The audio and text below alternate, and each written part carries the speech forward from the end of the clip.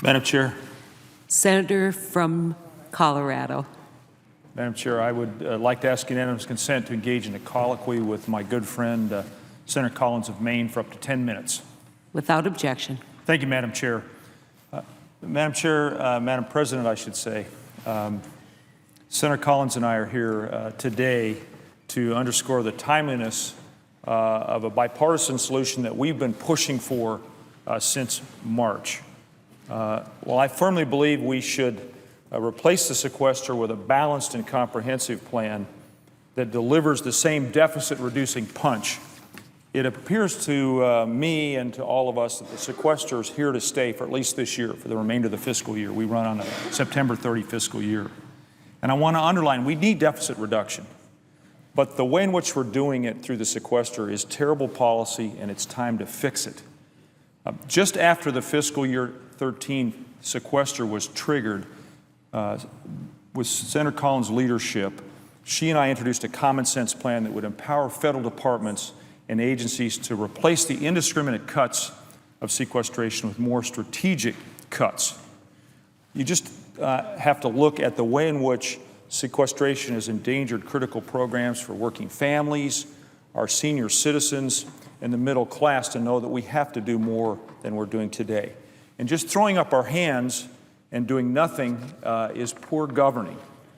Senator Collins and I believe that we have a responsibility here as leaders to inject some measure of common sense into the process.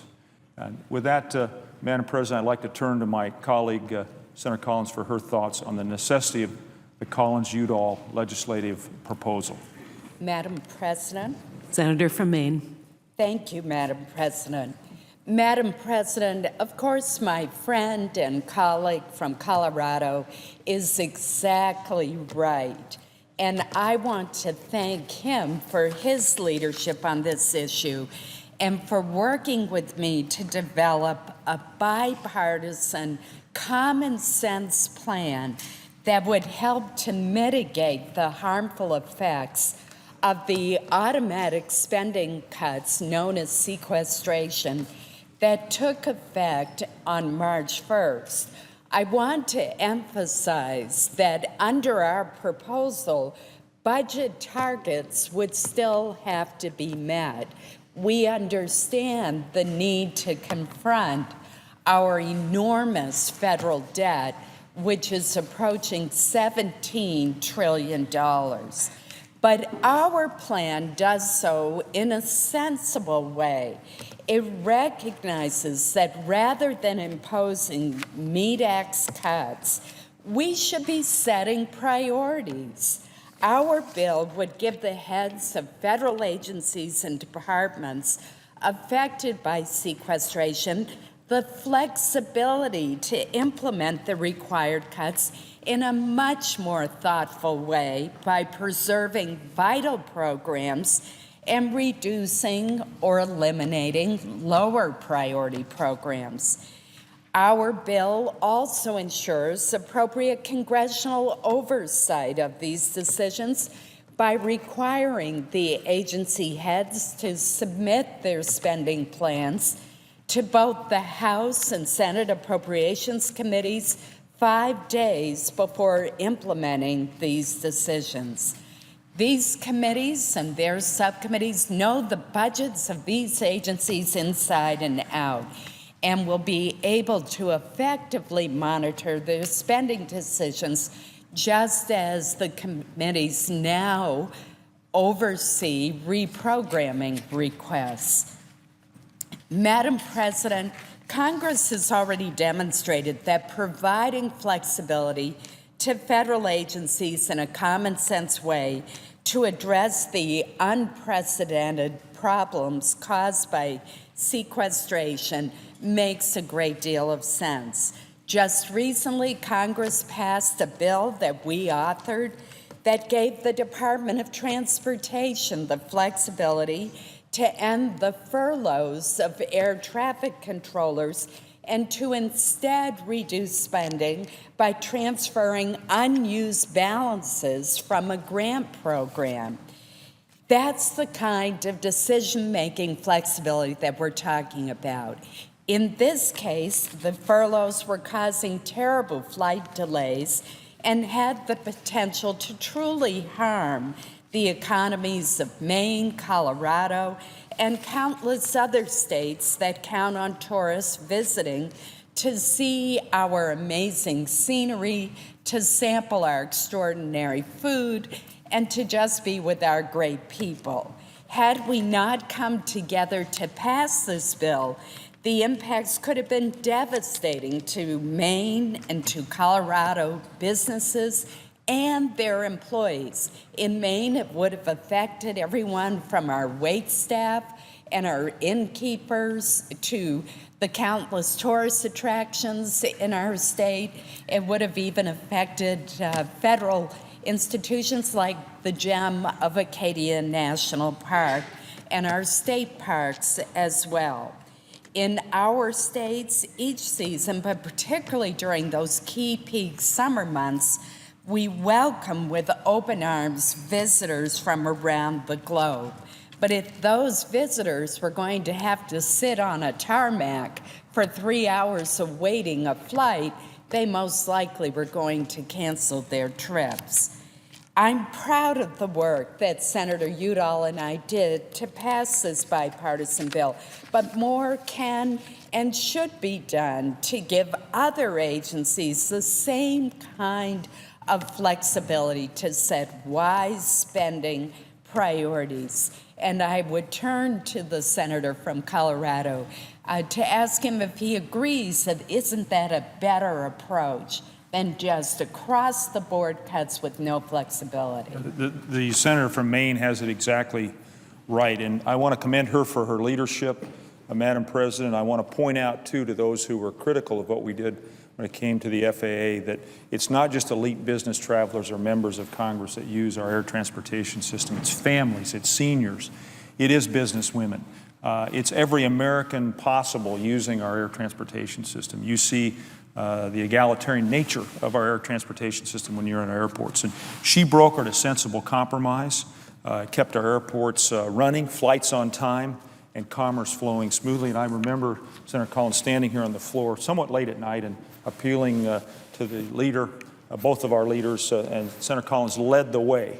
We also moved to end the furloughs for meat inspectors. If we can deal with these small corners of sequestration, we can go all in. We've proven we can find consensus. It's time to finish that job. And I want to turn back to my colleague for any final thoughts she might have to make about our bill and the importance of this effort we have underway. Well, I want to thank my good friend and colleague. It wouldn't have happened without his support.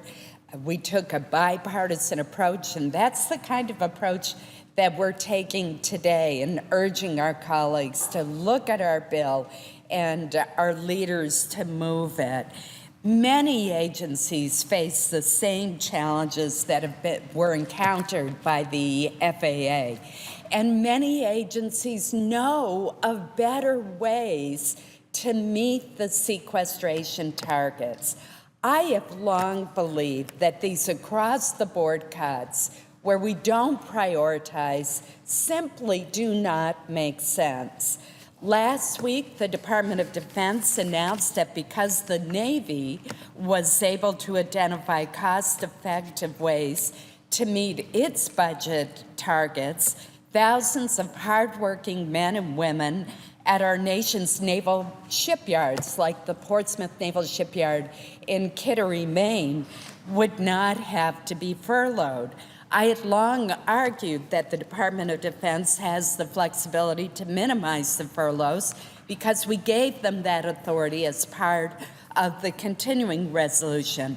I would be remiss if I did not note, however, my disappointment that some of the workers at the shipyard and others, like those in the National Guard and at other facilities, such as the Defense Accounting Services Center in Limestone, Maine, still face furloughs. There are other important programs as well. Biomedical researchers, school superintendents are also in a quandary of having little or no flexibility to implement the sequestration targets. Now, instead of enacting piecemeal fixes, whether it's the FAA or it's the meat inspectors, our bill would empower administrators to head off this problem and avoid indiscriminate spending cuts. We can mitigate the harmful effects of sequestration, protect jobs, and avoid mindless spending cuts while tackling the very real problem of excessive and unnecessary spending by simply allowing managers to distinguish between vital programs, to be creative, and to cut those that are of lesser importance. I know that my colleague from Colorado would agree that no business facing the need to cut expenses would ever treat every program and function and service of that business as if they were of equal worth. Instead, the business managers and executives and employees would evaluate all the programs and set priorities. And that's all we're asking here.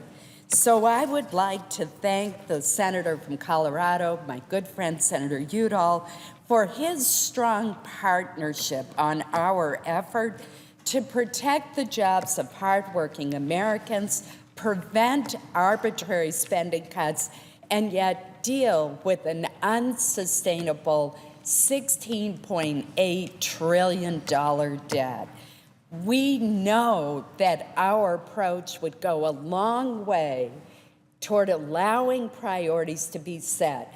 And after all, Madam President, if we're not going to set priorities and make the tough decisions and distinguish among absolutely vital programs and those that could be cut or eliminated, then we might as well go home and just have a computer apply a formula to the budget. But that's not what we're here, and that is not what the American people expect.